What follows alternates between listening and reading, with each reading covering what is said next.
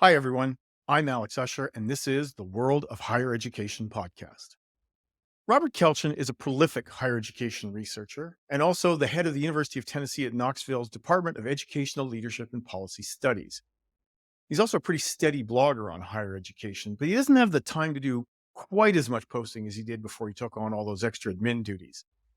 One of the casualties of his reduced blogging schedule is that he no longer does his regular top 10 of stories of the year in US higher education, which I, as an outsider, always used to find a handy way to keep track of what mattered over the long term in US policy. But last year, Robert agreed to reprise his role as summarizer in chief for us on the year's final pod.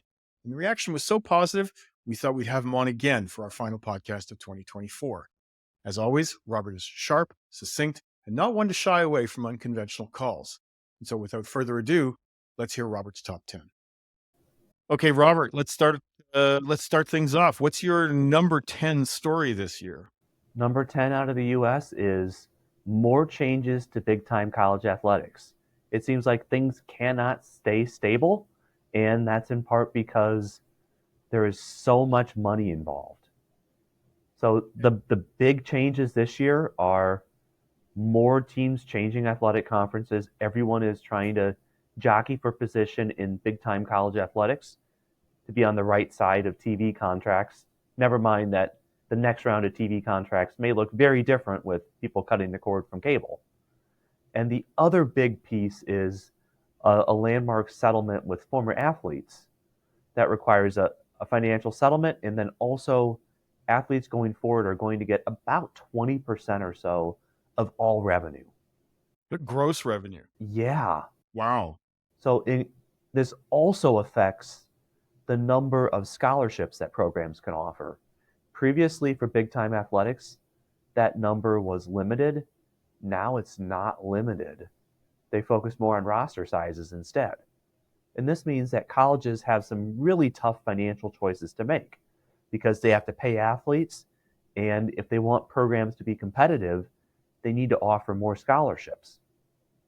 And that means what will probably happen is some colleges are going to look at dropping sports to club status so they don't have to pay for scholarships, while also keeping in mind they can't just drop the women's sports, at least right now under the federal Title IX regulations. Right. Although, who knows what's going to happen for regulations? We'll talk about those later. We'll get to that. Let's move along to number 9. Number 9 is college closures. It always seems to hang on the list because we continue to see closures, and we had just a really chaotic closure in early June with the University of the Arts in Philadelphia. I don't think they were on anyone's radar for closing. Their public financials at the time looked decent, but then their accreditors was stepping in saying, we are going to shut you down. And it happened within a week. Was it for financial reasons? Was apparently for financial reasons. Okay. And it wasn't immediately obvious from the financial statements from, say, a year and a half ago what was going on. But it seems like they just ran out of cash very quickly. There was a point where, with a week's notice, students couldn't finish, faculty couldn't find jobs, staff couldn't find jobs. It was just the absolute worst way to do things. And I mean, has the number of closures actually ticked up? I mean, you've made the point on many occasions that we have, that there are always programs closing. The number of college closures has ticked up a bit in the nonprofit sector. It's actually down in the for-profit sector because so many of them closed in the 2010s. Part of it was just the business cycle, and part of it was regulation from the Obama administration. They really did try to push a lot of the low-performing for-profits out, and there just aren't as many now. But I think the big piece that's coming now is not college closures as much as program closures, academic restructuring. It is a great time to be a consultant in this industry because consultants are the ones brought in to help do the studies on this, identify programs that may need to be closed, and institutional leaders like it because someone else gets to basically deliver the bad news. Okay, so let's move on. What about number 8? Number 8 is, does anyone want international students? They've been a cash cow for a lot of English speaking countries for the last decade, but that is starting to change. Australia's gotten the majority of the global news coverage on this in their efforts to try to cap enrollment, which is really divisive there, especially among the more rural institutions that would like more international students. But you're seeing it in Canada, the UK and US are looking to move in that direction, and that potentially creates opportunities in Southeast Asia, potentially creates opportunities in Europe. And another wild card in international students is what's going to happen with both China and India, where China is always at risk of having a major policy change. And there seems to be a fair amount of instability in India right now. Yeah. Number 7. Number 7 is there's been a lot made in the US about disinvestment in public higher education, but over the last decade or so, state funding for higher education in most states has been pretty strong.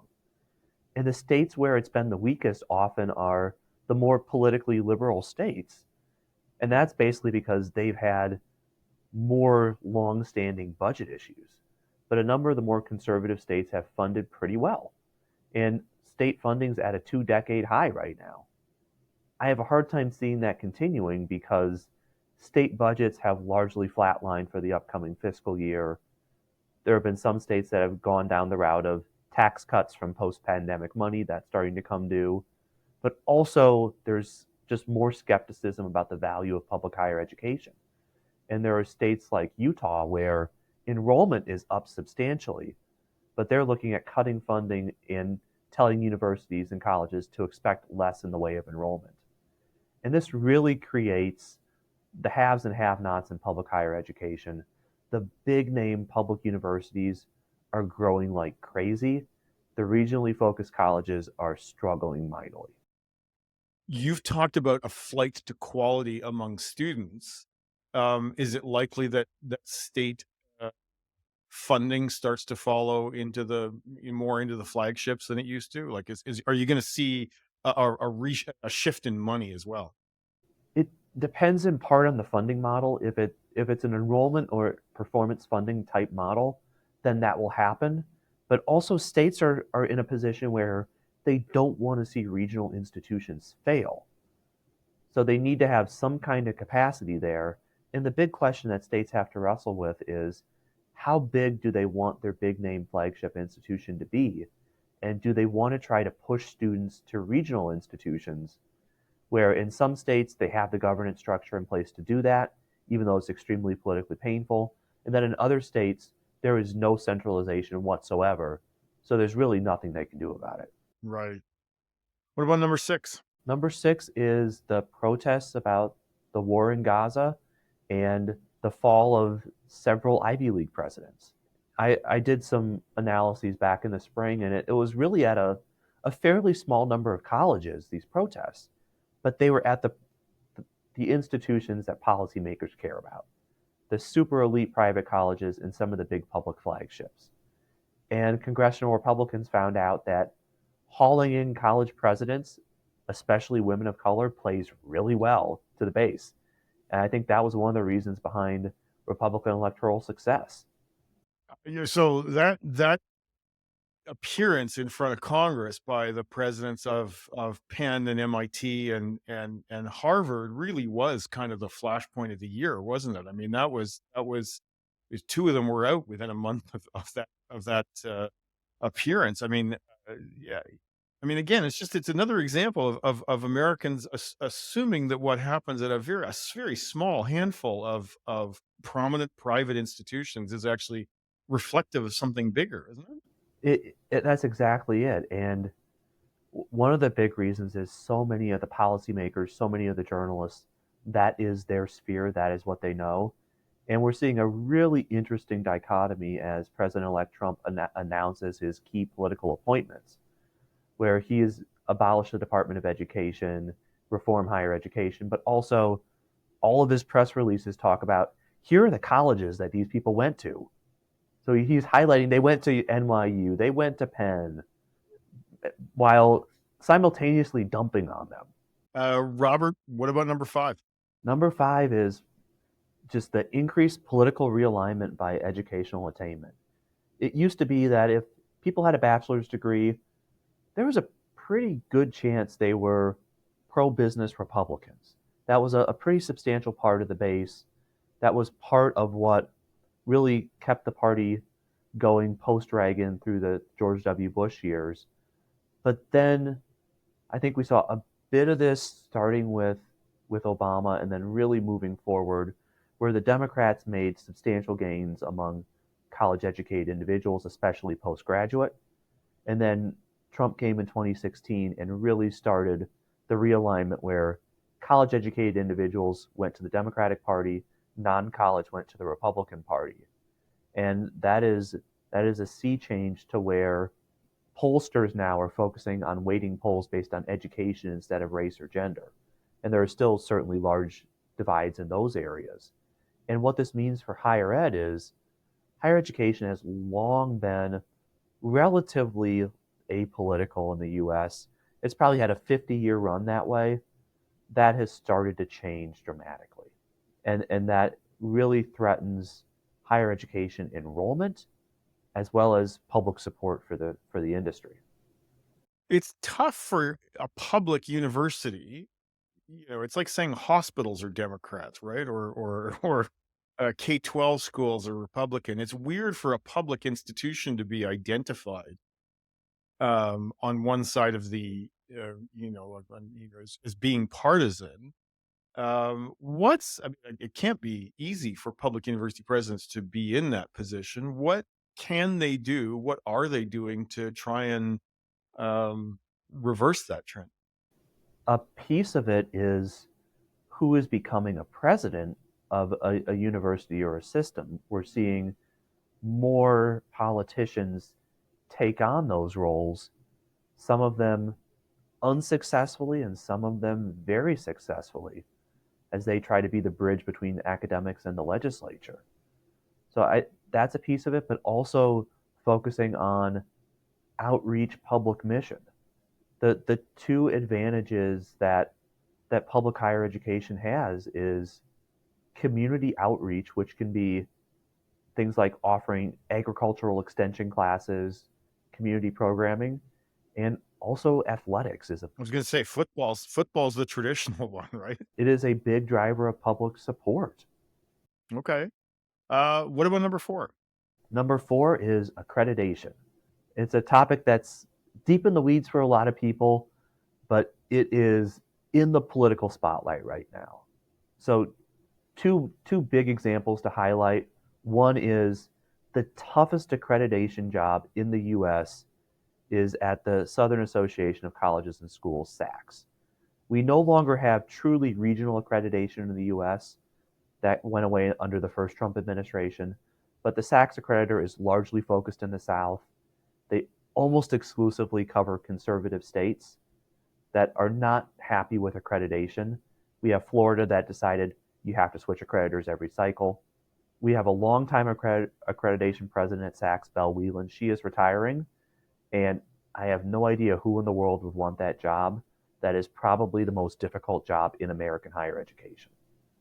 So finding good leaders is going to be crucial. What's the potential um, impact of accreditation becoming more politicized? Some of it is just administrative burden for higher ed if they're expected to switch accreditors or accreditation standards change all the time. But there are also questions about will accreditors uphold basic standards?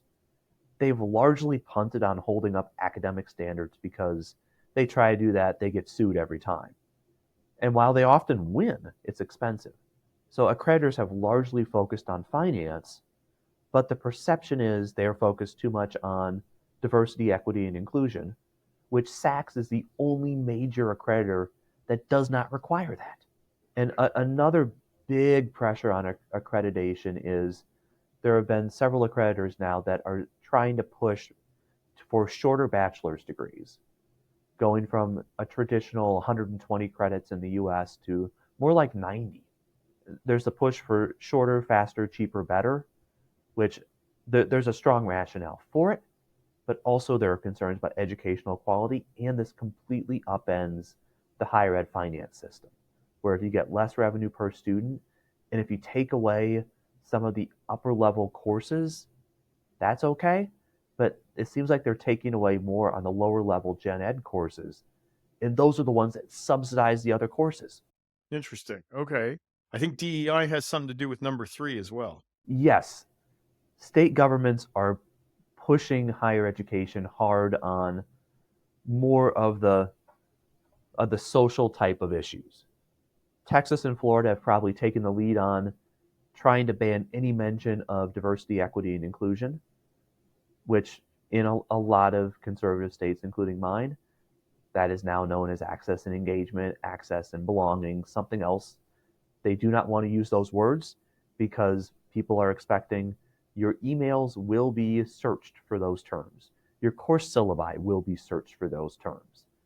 And there was a prominent example at the University of North Texas a few weeks ago. I was going to bring that up. Yeah. The new leader there, who came from leading the Texas Higher Education Coordinating Board, basically went through and required any mentions of those be eliminated.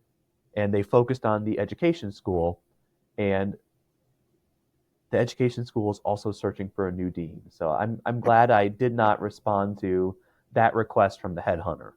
But it's gone beyond just sort of excising words and renaming units around belonging. I mean, North Texas, the example, if I recall correctly, they were getting rid of words in course syllabi like racism, which makes U.S. history hard to teach, doesn't it? It does. And there was a round of this about a half dozen years ago, and the responses were more get rid of words while keep doing the same thing. Legislatures did not like that. So now they're going back trying to really root all of these out. Right. What about number two? We got to be coming pretty soon to the election. We are, but I actually don't think the election is number one this year. The election of Trump is a big deal. It will have large effects on American higher education. Will the U.S. Department of Education go away? I am still extremely skeptical of that. Every Republican since 1979 has said that, but it's difficult to get rid of an agency. And also, Republicans have united political control in Washington, D.C., but it is by the skin of their teeth. They can afford to lose, I think, 2 votes in the House of Representatives, and it is a fractured caucus. They have a lot of other priorities, and you have members looking ahead to can they get reelected in 2026 when the majority party typically loses seats in the U.S. Yeah. So it is going to be a very unsettled, interesting time, but I don't see the Department of Education going away. The question is, what can sneak its way onto the one bill a year that can be passed completely on a partisan basis?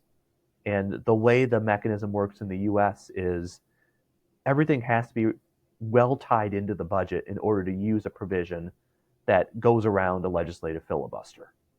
So some of these items may not be in order, but if they wanted to make changes to student loans, for example, that would have a direct budgetary impact. It could be in there. The challenge is then, can you unite a Republican caucus that is not always well united? And they have to figure out what they want to take on first. Is it immigration? Is it tax cuts that expire at the end of 2025? And even within education, how big of the focus would be on K-12 education versus higher education? But one consequence of a Trump administration is you get a new Secretary of Education, and